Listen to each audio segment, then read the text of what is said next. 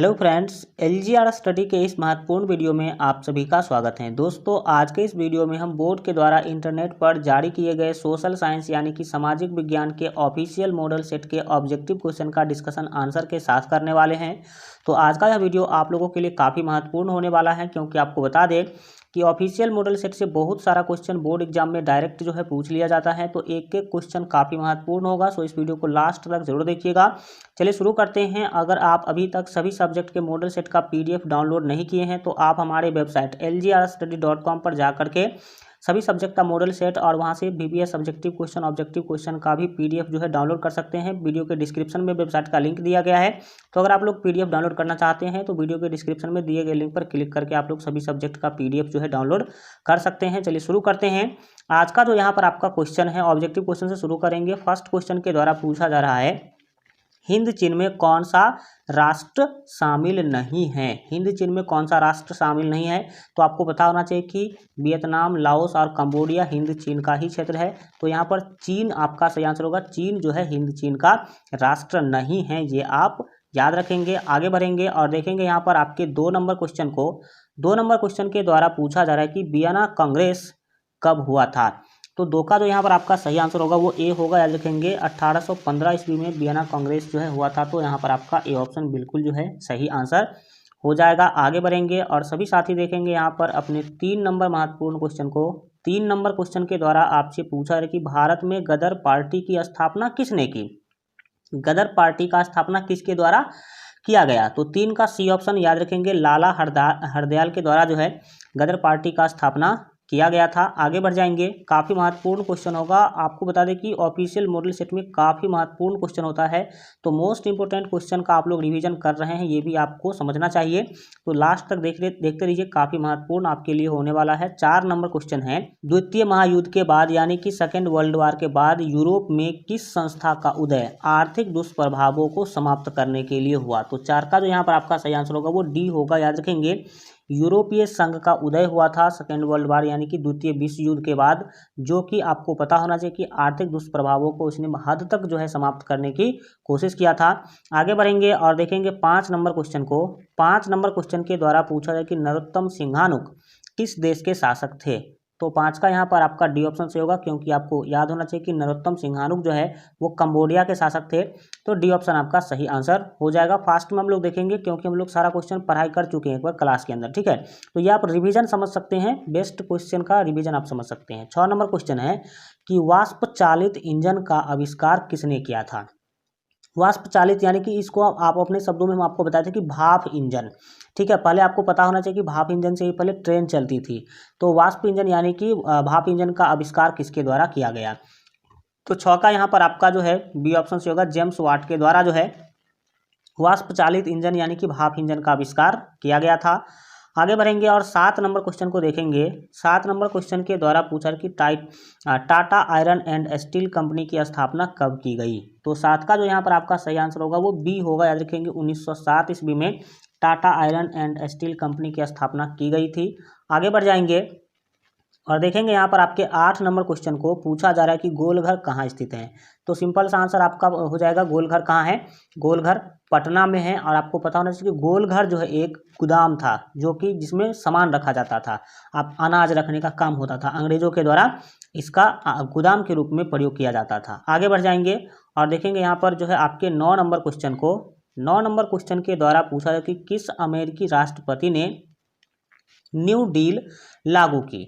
तो 9 का जो यहाँ पर आपका सही आंसर होगा वो बी होगा, याद रखेंगे।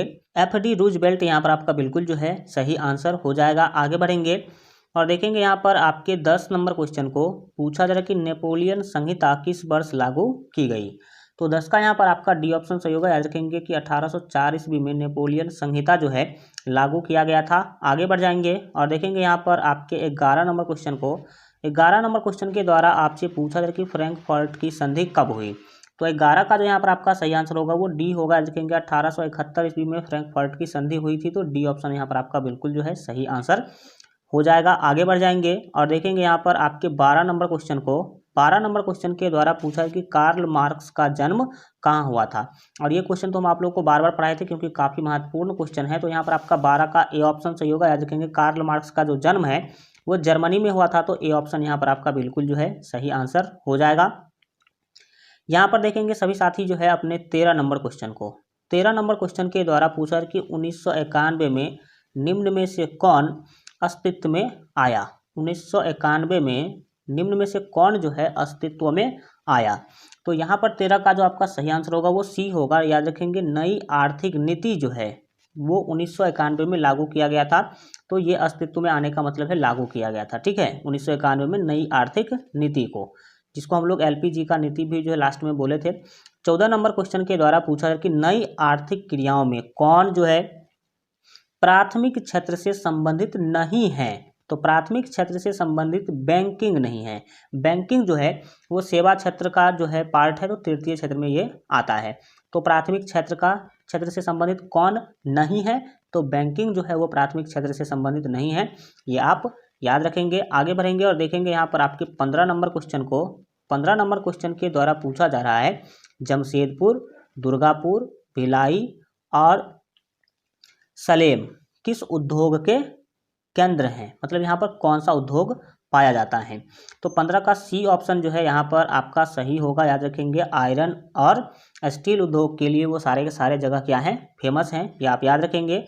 आगे बढ़ जाएंगे और देखेंगे यहाँ पर जो है आपके 16 नंबर क्वेश्चन को। 16 नंबर क्वेश्चन है कि प्रति व्यक्ति आय का आशय है, यानी कि प्रति व्यक्ति आय का क्या अर्थ है। तो 16 का यहाँ पर जो आपका सही आंसर होगा वो सी होगा। याद रखेंगे, राष्ट्रीय आय। प्रति व्यक्ति आय का क्या मतलब है, राष्ट्रीय आय मतलब है। यहाँ पर देखेंगे जो है आपके 17 नंबर क्वेश्चन को, राष्ट्रीय विकास परिषद का गठन कब हुआ। तो 17 का यहाँ पर सी ऑप्शन आप याद रखेंगे, 1952 ईस्वी में राष्ट्रीय विकास परिषद का गठन हुआ था। आगे बढ़ जाएंगे और 18 नंबर क्वेश्चन देखेंगे, मैट्रिक बोर्ड एग्जाम की बेहतर तैयारी के लिए अगर आप अभी तक हमारे मोबाइल ऐप को डाउनलोड नहीं किए हैं तो इस वीडियो के डिस्क्रिप्शन बॉक्स में आप लोगों को मोबाइल ऐप का लिंक मिल जाएगा। तो वहाँ से मोबाइल ऐप आप लोग जरूर जो है डाउनलोड कर लीजिएगा। उस पर आपको सभी सब्जेक्ट के most important subjective question, objective question, quick revision notes, class notes और मॉडल पेपर का पीडीएफ मिल जाएगा। और उस पर आप लोग ऑनलाइन टेस्ट भी बिल्कुल फ्री में दे सकते हैं। तो टेस्ट देना चाहते हैं तो जरूर डाउनलोड कर लीजिएगा। 2 मोबाइल ऐप है, 5 से 7 MB का दोनों है, दोनों डाउनलोड कर लीजिए। काफ़ी आपके जो है हेल्पगार होंगे, वो लोग हेल्प करेंगे आपका। 18 नंबर क्वेश्चन है कि बांग्लादेश की मुद्रा है, मुद्रा मतलब जो आप जैसे इंडिया में चलती है रुपया, अमेरिका में डॉलर चलती है, तो उसी तरह से बांग्लादेश के रुपया का मुद्रा का क्या नाम है, सिंपली ये आपको बताना है। तो 18 का यहाँ पर जो आपका सही आंसर होगा वो डी होगा, क्योंकि टका, जैसे हम लोग रुपया कहते हैं तो बांग्लादेश के लोग उसको टका कहते हैं। ठीक है, आगे बढ़ेंगे और 19 नंबर क्वेश्चन को देखेंगे। 19 नंबर क्वेश्चन के द्वारा यहाँ पर आपसे पूछा जाए कि राष्ट्रीय आय का अर्थ है, राष्ट्रीय आय का क्या अर्थ है। तो 19 का जो यहाँ पर आपका सही आंसर होगा वो डी होगा। याद रखेंगे, उत्पादन के संसाधनों की आय, उत्पादन के संसाधनों की आय जो है ये अर्थ है किसका, तो राष्ट्रीय आय का, ये आप याद रखेंगे। 20 नंबर क्वेश्चन देखिए। 20 नंबर क्वेश्चन के द्वारा पूछा जा रहा है कि भारत में उपभोक्ता संरक्षण कानून कब लागू हुआ।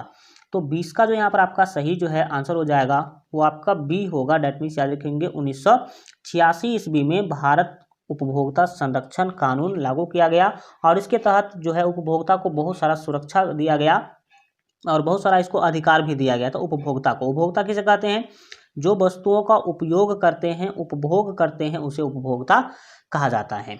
21 नंबर क्वेश्चन है कि भूमि विकास बैंक किस प्रकार का ऋण प्रदान, भूमि विकास बैंक के द्वारा किस प्रकार का ऋण प्रदान किया जाता है, अल्पकालीन ऋण, मध्यमकालीन ऋण, दीर्घकालीन या इनमें से सभी।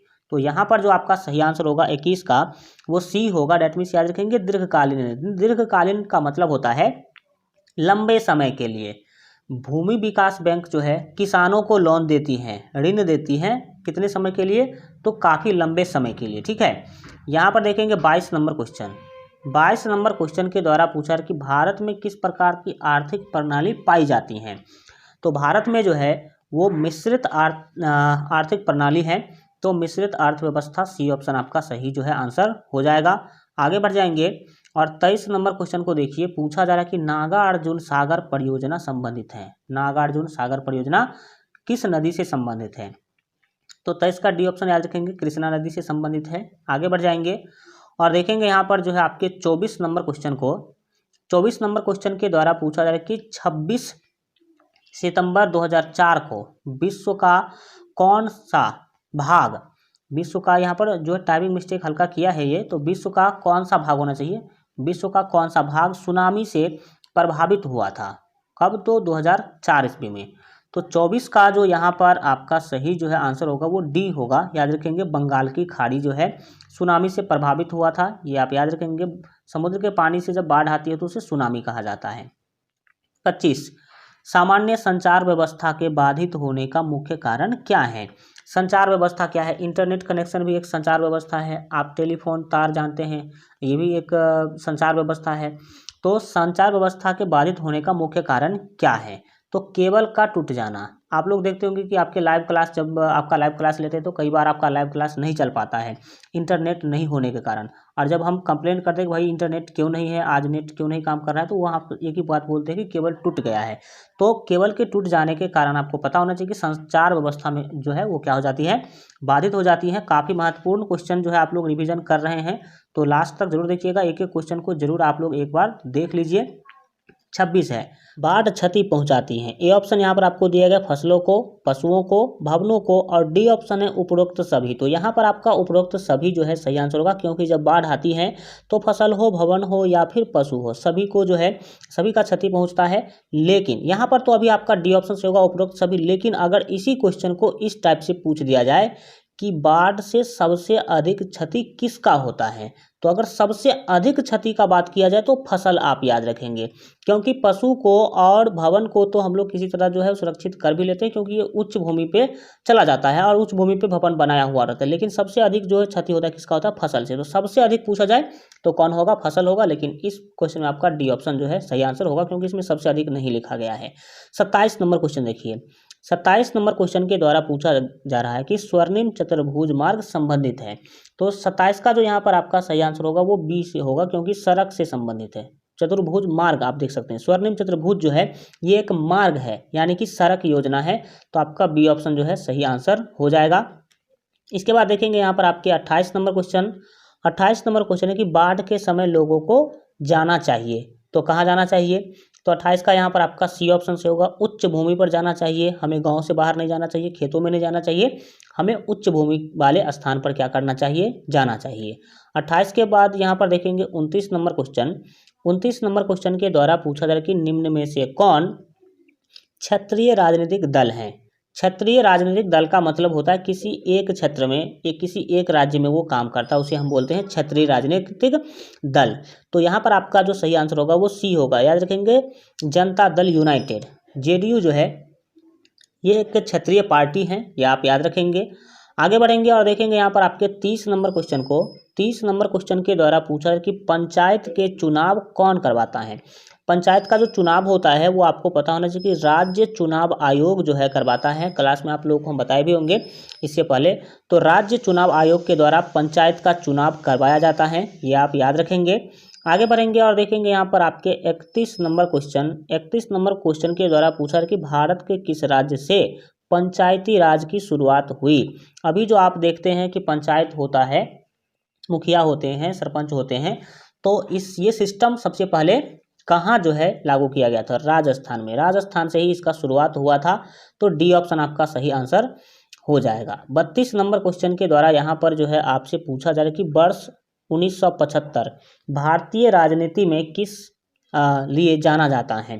तो 32 का यहाँ पर आपका जो सही आंसर होगा वो सी होगा, क्योंकि आपको बता दें कि इस 1975 में जो है भारत में आंतरिक आपात लागू हुआ था। तो सी ऑप्शन आपका सही जो है आंसर हो जाएगा। लास्ट तक देखते रहिए।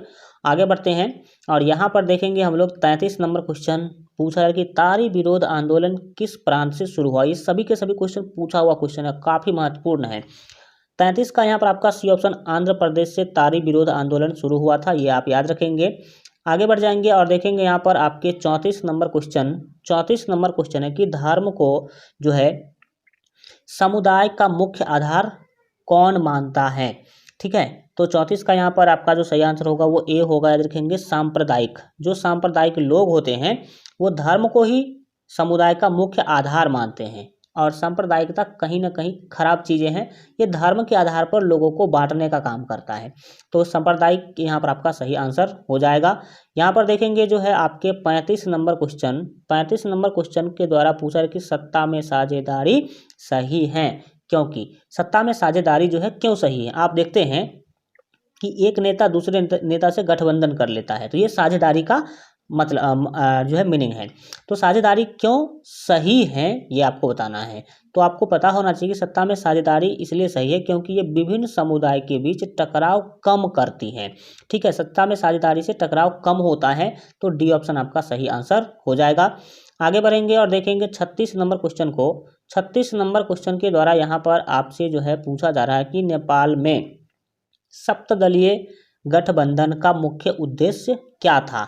तो यहाँ पर 36 का जो आपका सही जो है आंसर होगा वो बी होगा। देखेंगे लोकतंत्र की स्थापना करना। भारत में लोकतंत्र का स्थापना 1950 में हो गया, लेकिन आपको पता होना चाहिए कि 2000 ईस्वी तक जो है नेपाल में राजा का शासन था, लोकतंत्र नहीं था। और 2000 ईस्वी तक जो है नेपाल के राजा थे वो रामवरण यादव थे। लेकिन उसी राजशाही को खत्म करने के लिए जो है राजा के शासन को खत्म करने के लिए सप्तदलीय गठबंधन किया गया था नेपाल में। ठीक है, आगे बढ़ जाएंगे और 37 नंबर क्वेश्चन देखेंगे। 37 नंबर क्वेश्चन के द्वारा आपसे पूछा है कि भारत के इन राज्यों में कौन कोयला का सबसे बड़ा उत्पादक है। कोयला का सबसे ज़्यादा उत्पादन जो है वो झारखंड में होता है। तो बी ऑप्शन यहाँ पर आपका सही आंसर हो जाएगा। आगे बढ़ेंगे और देखेंगे यहाँ पर आपके 38 नंबर क्वेश्चन है कि ऊर्जा के उत्पादन के लिए सौर ऊर्जा के उत्पादन के लिए, सौर ऊर्जा यहाँ पर आप देख सकते हैं, सौर ऊर्जा के उत्पादन के लिए सर्वाधिक उपयुक्त राज्य है। तो सर्वाधिक उपयुक्त राज्य है राजस्थान। राजस्थान में सौर ऊर्जा का जो है काफ़ी संभावना है, तो यहाँ पर आपका सी ऑप्शन राजस्थान बिल्कुल जो है सही आंसर हो जाएगा। आगे बढ़ेंगे और 39 नंबर क्वेश्चन को देखेंगे। 39 नंबर क्वेश्चन के द्वारा पूछा है कि बिहार की पहली नदी घाटी परियोजना कौन है। तो 39 का यहाँ पर आपका डी ऑप्शन जो है सही होगा। देखेंगे सोन नदी घाटी परियोजना बिहार की पहली नदी घाटी परियोजना है, ये आप याद रखेंगे। और देखेंगे यहाँ पर आपके 40 नंबर क्वेश्चन के द्वारा पूछा जा रहा है कि सुंदरवन टाइगर रिजर्व कहाँ है। तो सुंदरवन टाइगर रिजर्व जो है वो पश्चिम बंगाल में है। सुंदरवन डेल्टा के बारे में आप लोग जरूर सुने होंगे। सुंदरवन डेल्टा जो है वो गंगा और ब्रह्मपुत्र नदी के मेल से जो बनती है।